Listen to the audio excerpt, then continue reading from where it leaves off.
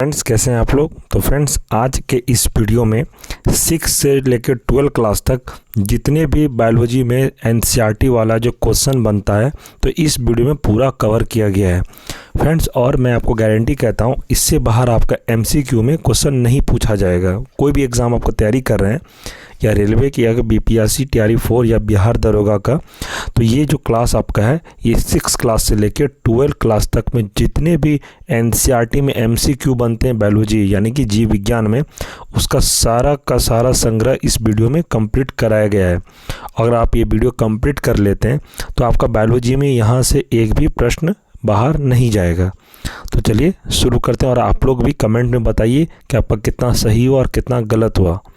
तो चलिए शुरू करते हैं। आज का क्वेश्चन, किस रक्त वर्ग के व्यक्ति सर्वदाता डोनर कहलाते हैं?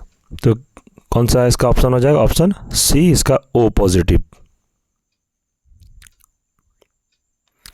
संतरे किसके प्रबल स्रोत हैं?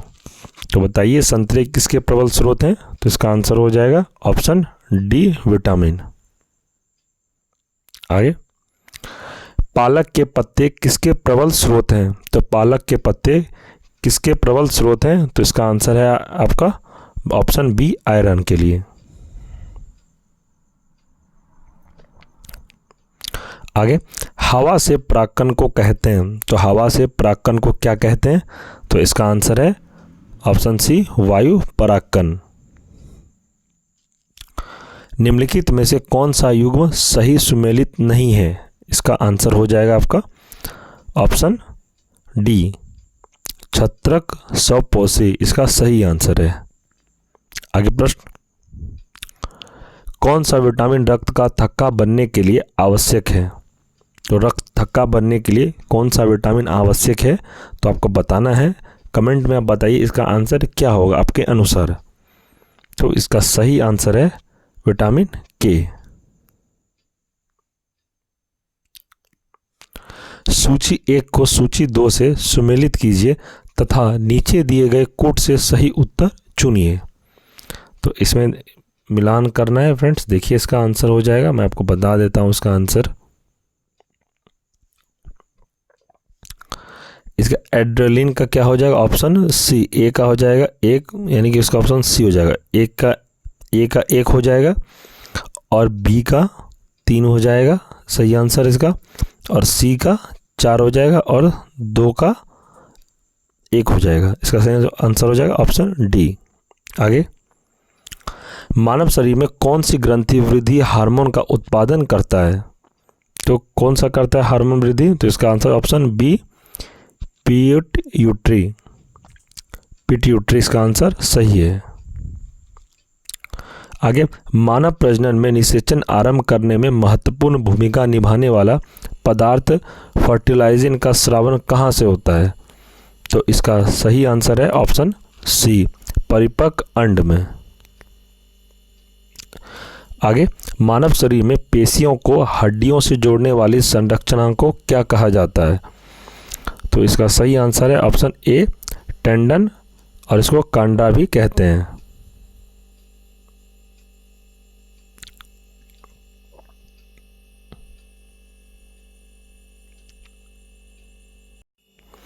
अगला प्रश्न ये है, किसमें केंद्रक झिल्ली नहीं होती है?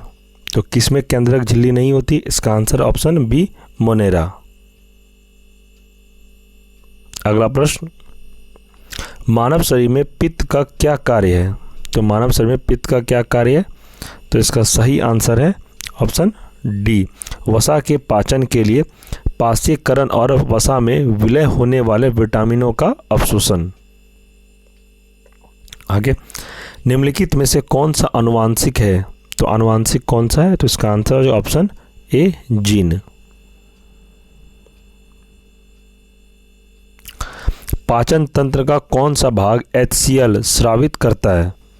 तो इसका सही आंसर है आपका ऑप्शन डी अमाशय में। अगला, ओमेगा 3 एक वर्ग है, तो इसका आंसर बताना है आपको। इसका आंसर हो जाएगा ऑप्शन ए वसीय अम्ल। कौन सा अम्ल हमारे शरीर में पाचन क्रिया में सहायक है? तो कौन सा अम्ल हमारे शरीर में पाचन के लिए सहायक है? तो इसका आंसर ऑप्शन ए हाइड्रोक्लोरिक अम्ल।